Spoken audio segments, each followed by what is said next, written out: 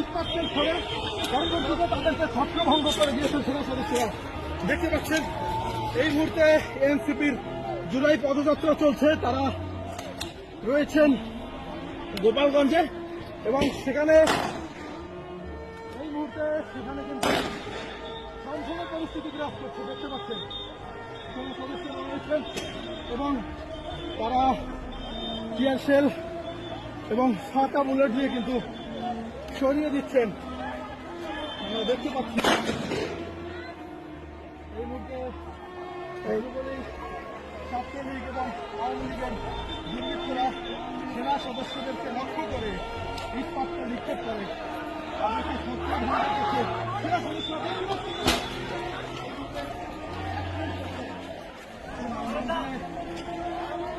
সেনাবাহিনীর যে